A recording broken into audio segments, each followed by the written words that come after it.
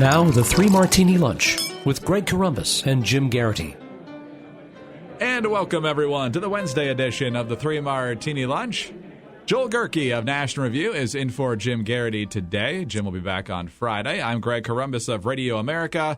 Normally good, bad, and crazy martinis for conservatives today as usual, but given the subject material in our first martini, we're just going to say bad, crazy, and you decide on the first martini that we do today. As you may have heard, there will be an election for Speaker of the House next week, and the consensus choice of some, I guess that doesn't really make it a consensus if it's only the consensus of some, but Paul Ryan is the name that a lot of people have thrown out there to be the next Speaker of the House. It's a job he has said repeatedly he doesn't want, but he says the time is such that he is willing to take it if the conditions are right. And here are the conditions he set forth on Tuesday. First, we need to move from an opposition party to being a proposition party. Because we think the nation is on the wrong path, we have a duty to show the right one. Our next speaker has to be a visionary one. Second, we need to update our House rules so that everyone can be a more effective representative. This is, after all, the people's House. But we need to do this as a team, and it needs to include fixes that ensure that we do not experience constant leadership challenges and crises. Third, we as a conference should unify now and not after a divisive speaker election. And the last point is personal. I cannot and I will not give up my family time. I may not be on the road as often as previous speakers, but I pledge to try and make up for it with more time communicating our vision, our message. What I told members is, if you can agree to these requests, and if I can truly be a unifying figure, then I will gladly serve.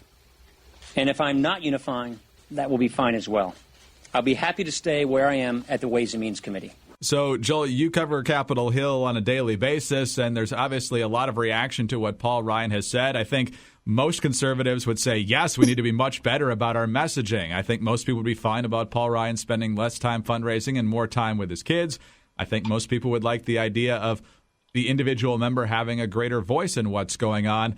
What's really got a lot of folks on the right a little bit nervous is basically him saying, I want no competition for this job and I want no challenges after I have the job. And, of course, folks are a little bit concerned about some of the issues that he stands on, most namely immigration is the one that's getting a lot of attention. So what do you make of the demands, and what do you make of what we're likely to see in the next few days? The demands would be utterly unacceptable and weird if this were a normal speaker's race, but it's not. Sort of the first most salient point here is that we're dealing with a guy who doesn't actually want the job. Right. So he's not going to walk into a situation where he's got to haggle about what he's going to do in order to be given the job when he's never wanted it. And the whole dynamic that we've had before with the Freedom Caucus and with some of the people who have tried coup attempts was they will threaten to oust the speaker, or they will put pressure in different ways. And if Boehner doesn't do what they want, he'll lose the job. And that dynamic doesn't really work in this situation when you're dealing with a guy who is really quite happy to stay where he is for personal and political reasons. On the personal side, he's got a young family, and he probably could have been the nominee if he wanted to in 2012, and he didn't run, basically for that reason. And on the political side, he's got the chance to write the entitlement reform legislation he's been waiting to write for his whole career, maybe get it signed into law if the GOP elects a president, and be a conservative hero and a really consequential lawmaker who might have another presidential run in him years down the line. And he's supposed to give all of that up to take on a meat grinder of a job right now. This is not a thing that he's dying to do.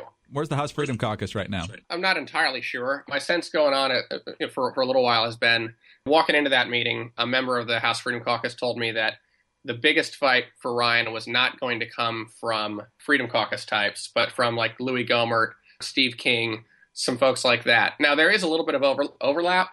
The Freedom Caucus has Justin Amash, and it has Tim Hulskamp, who was pretty critical of Ryan after that, said he'd offered unmeetable conditions. One thing it sounds like they don't like, the details are a little fuzzy, but he wants to change the rules on this sort of constant threat of having the chair vacated.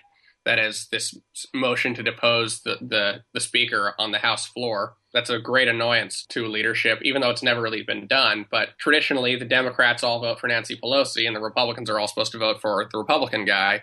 And then a simple majority decides who wins. But then if you've got 188 Dems to vote for Pelosi, then all you need are 29 or 30 Republicans to vote for anyone other than the current speaker, and he's lost the gavel. So that might be a sticking point. I'm yet to hear exactly what that'll do, how that'll turn out. This whole speaker thing is kind of a Rorschach test for the party right now. My sense is that HFC is favorably inclined towards Ryan. This McCarthy thing stepping down was sort of a problem for them because they had set up this carefully constructed maximalist negotiating position, which really relied heavily on the idea that you've got somebody else who actually wants to be speaker. They promised to go hard at Boehner and then at McCarthy, and the whole theory was they would threaten to deny him the votes on the House floor, and then McCarthy just fails, and Paul Ryan immediately says, "Don't look at me," but everybody does look at him, and they actually like him more. But now they're committed, and it's a different dynamic. Exit question real quick here before we move on to the bad martini. If, in fact, Ryan doesn't get what he wants and doesn't get everyone to agree to this, rumor has it there's about 15 to 20 people ready to jump into a speaker's race once he would exit the stage. Is that accurate? I don't know if it's 15 or 20, but there has to be another speaker. So we've started to see folks coming out of the woodwork willing to talk about it. Marsha Blackburn, Mike Pompeo. Marsha Blackburn could have a pro-life woman platform that could be appealing. Pompeo has Tea Party credibility on energy policy and is also an intel guy in Benghazi, so there's that. One thing on this Ryan stuff that's interesting is, and that I'm hearing a lot about on the Hill, is the idea of can this coalition hang together? Speaking very broadly, you've got moderates in one place, then other folks who are more conservative but might want to do incremental work, and then in some cases you've got, I don't know if you call them radicals or revolutionaries or just maximalists who only want the maximum thing. The interesting test case of this Ryan candidacy and Ryan speakership is how many incrementalists are there and how many maximalists are there? Because right now, I think even a lot of people who would accept incremental reform are pushing for maximum reform because so many moderates are not really fighting at all. I tend to think that HFC is more incremental than they've shown. They're more willing to be incremental and tactical than they've shown, but that will require a leader who can actually drive a hard bargain with Democrats. Moving on to the bad martini now, and staying on Capitol Hill. For folks who may not be aware, there is a debt ceiling showdown on top of everything else that's about to hit here in the next few days. The president, of course, is rolling out his usual argument, and that is that there should be no strings attached to a debt ceiling hike. His argument, of course, is that these are things we've already agreed to pay. There's no need to get political gimmicks involved in the process. Others would disagree sharply with that. Tom McClintock, Republican from California, has for at least the second time introduced the Default Prevention Act, would essentially make sure that the debt is paid off, the interest on the debt, and all the debt payments are made, regardless of whether or not the debt ceiling is extended, so the full faith and credit of the United States would not be at risk. The White House on Tuesday announcing that the president will veto that, which comes as no surprise. But, Joel, when it comes to a critical issue like this and the nightmarish scenarios always painted if something's not done about the debt ceiling, this would seem like a pretty good idea. There are a lot of debt limit ideas out there on the substance of the debt limit. How long should it be increased? What kind of reforms should be attached to that if we get that? McClintock's bill is really kind of clever. What he's really doing is he's depriving the president of the arguments that he used last time in terms of we can't risk defaulting on our debt. I can't guarantee, he said in 2011, I can't guarantee that Social Security checks will go out.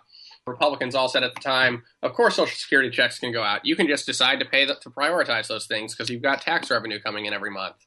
And Treasury replied at the time that they don't have the legal authority to do those priorities. They've got to pay the bills as they come up.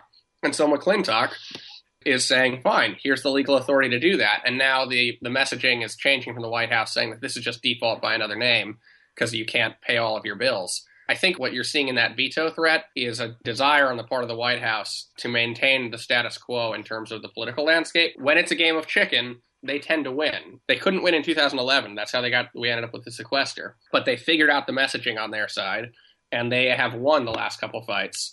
We've had pretty easy debt limit increases that didn't have any strings attached. So it looks pretty transparently like they're just trying to preserve that brinksmanship opportunity. Moving on to the crazy martini now, Joel, and we head over to the Middle East. Jim and I talked about this a little while ago about John Kerry suggesting that everybody needed to calm down in the Middle East. You had the imam in Gaza encouraging Palestinians in the West Bank to go around stabbing Jews, and there would be a curfew of knives, essentially.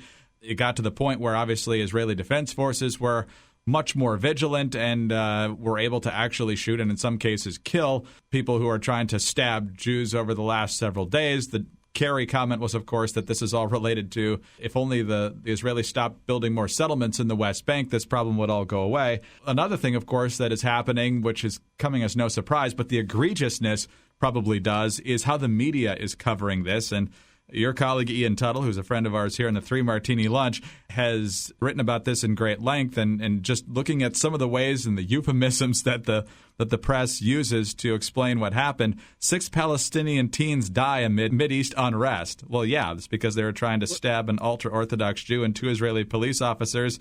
Israeli police officers killed 2 Palestinian men. Guess why? Palestinian youth now will fight. Israeli-Palestinian tensions escalate with 4 violent attacks. So the balance in the media is always in question, Joel, but when it comes to this issue, it's jaw-dropping sometimes. I'm not a big media critic guy, but earlier this week there was a story out of Florida about a 9-year-old kid who threatened his grandmother with a knife. And the headline was, 9-year-old Florida boy threatened grandma with knife. And then you've got, as you just mentioned, that LA Times headline, which is 6 Palestinian teens die amid Mideast unrest. And it's like, if the LA Times used that same editorial sensibility on some other high-profile stuff, it'd be like, police ruin O.J. Simpson's white Ford Bronco. You really got to work hard to figure out a way to have the perpetrator be the aggrieved person. That's what we're seeing, just sort of jaw-dropping, running through all these stories. And Kerry's position seems to be like he's afraid of offending the Palestinians more. And so you have the State Department talking about how there might be settlements, or certainly we've seen, John Kirby said, certainly we've seen that both sides can be capable of doing things that are acts of terror. The facts on the ground are pretty clear that in this case, at least, it doesn't seem to be about settlements, because the people who are committing the stabbings are saying that they're not about settlements. They're about a baseless fear that the Israelis are changing the status quo with respect to the Temple Mount. It looks like another example of the administration refusing to accept the terrorists' own explanation about why they're doing what they're doing. The media, for some reason, being incapable of actually using active verbs to describe, what Palestinians are doing. Yeah, the moral equivalence, I think, is the thing that just galls most conservatives and anyone who has an objective view of what's going on there. The administration, not only are they trying to use moral equivalence, but it's just such a departure from U.S. policy in the past in response to things that are clear about what's happening and what the motivation is behind it. It's so egregious that it almost works. You don't want to assume that these headline writers are being hacks or try. You assume they're acting in good faith. So what could they possibly be going off of to get to this place? But it's just like, how do you write a story about police killing 2 Palestinian kids that emphasizes that while de-emphasizing the fact that they killed the Palestinian kids after the Palestinian kids stabbed a bunch of little kids riding their bikes? There was a 7-year-old Israeli kid murdered. It's really remarkable. It's amazing, and it's a mess, and it's, like you said before, hard to figure out how it's going to get reversed anytime soon. On that sobering and depressing note, thanks so much for filling in today. We'll talk to you again tomorrow. Hey, thanks for having me. Joel Gerke in for Jim Garrity today. Joel will be back tomorrow, as will I, for the Thursday edition of the Three Martini Lunch.